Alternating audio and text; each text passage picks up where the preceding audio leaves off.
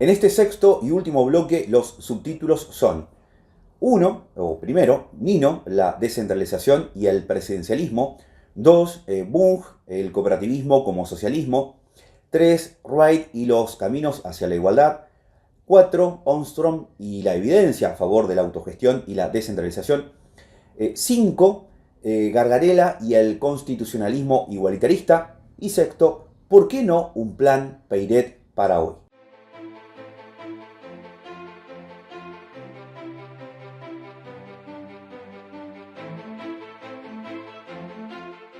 Después de revisar en el capítulo anterior algunas de las ideas más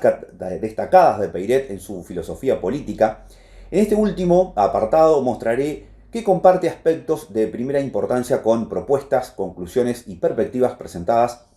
por referencias intelectuales de nuestro tiempo. Para eso realizaré un recorte a modo de muestreo de las coincidencias con dichos autores contemporáneos. Sostengo que las coordenadas filosóficas en que se situó la amplia y dispersa obra de Peiret ubican a nuestro activo pensador como un antecedente de las posiciones que expresan referentes de la talla de Carlos Santiago Nino, Eric Olin Wright, Elinor Ostrom, Mario Bunge y Roberto Gargarella.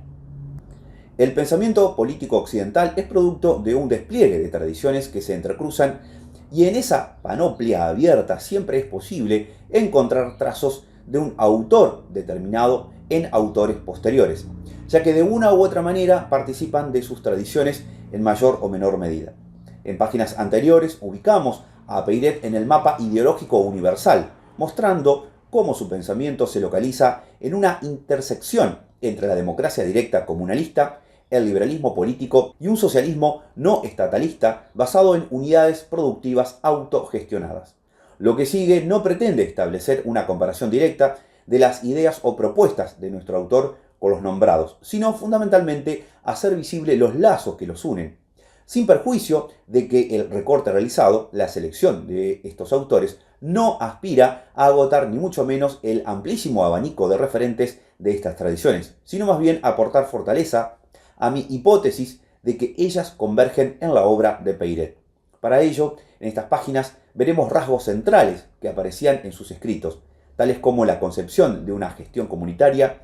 de los bienes comunes, la relevancia otorgada al cooperativismo y en otras formas colectivas de autogestión, como formas de producción y distribución de bienes alternativa, tanto al capitalismo como al estatismo burocrático, el compromiso con el respeto a las formas de convivencia democrática como modelo insuperable y al mismo tiempo el énfasis en la participación y deliberación ciudadana como eje de la organización social, la concepción de la democracia directa como un horizonte a cual apuntar, aunque en su tiempo no encontrara forma institucional más adecuada que el parlamentarismo, con la originalidad de atisbar formas mixtas, que además extendía hacia lo social, la crítica aguda al hiperpresidencialismo de las formas constitucionales latinoamericanas,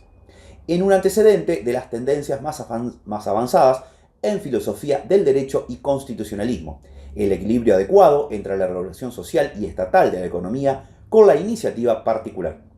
el respeto a la propiedad privada y el estímulo a la asociación de productores, la importancia asignada a las pequeñas comunidades y los municipios como ámbito por excelencia desde donde promover tanto la descentralización administrativa como la posibilidad de caminar hacia el horizonte de una democracia integral, entre otros tópicos relevantes que alejan a nuestro pensador, como así también a las referencias contemporáneas que menciono, tanto del liberalismo económico en cualquiera de sus variantes como de los socialismos autoritarios y estatalistas.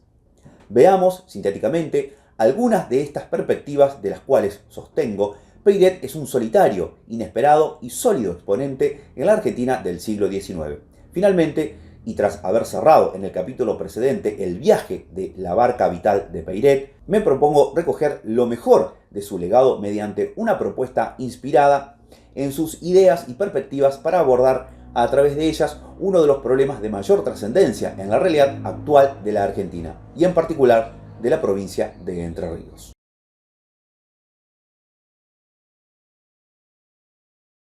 Para Carlos Santiago Nino, la forma de acercarnos a la democracia directa debería emerger del proceso de descentralización política que generaría unidades políticas suficientemente pequeñas como para hacer posible un proceso de discusión cara a cara y de decisión colectiva.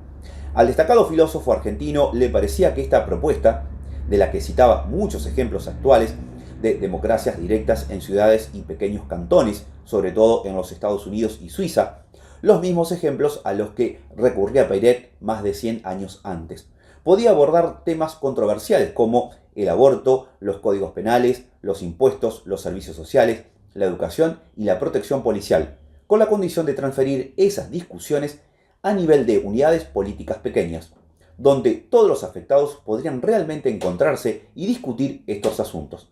Para Nino, esa transferencia hacia abajo era un proceso paralelo y concomitante con otro al que estamos asistiendo en sentido inverso, donde temáticas de alcance global, comercio, derechos humanos básicos, la lucha contra el terrorismo y el crimen organizado, ejemplificaba, y a las que podría añadir ambiente, cambio climático, entre otros. Sostenía que la solución imparcial de estos asuntos, en ambos niveles, requería empatía con los intereses de los otros. Y esa empatía se materializa en gran medida en comunidades pequeñas.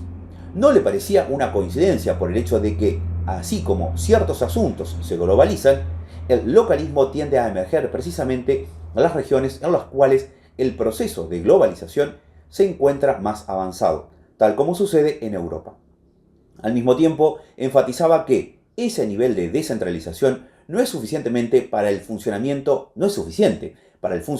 de la democracia directa, y proponía explorar mecanismos de decisión colectivos, tanto en unidades muy pequeñas como también en las grandes magnitudes. En otro sentido, y de nuevo en convergencia con las propuestas de Peyret y de los otros referentes que mencioné, Nino sugería una dimensión socioeconómica de ese proceso de democratización aún inconcluso. Los usuarios y los empleados de los servicios públicos, tales como las escuelas, los hospitales, el transporte y la provisión de energía, deberían compartir su administración y control. La preocupación de Nino, en este sentido, era cómo extender la democracia en el lugar de trabajo y cómo debería ser implementada.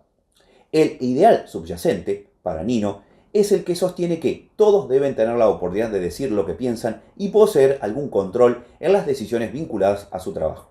En otro campo, el de la organización institucional, Nino postulaba un sistema mixto que permita evitar las dificultades que enfrentan los sistemas presidencialistas y parlamentaristas puros,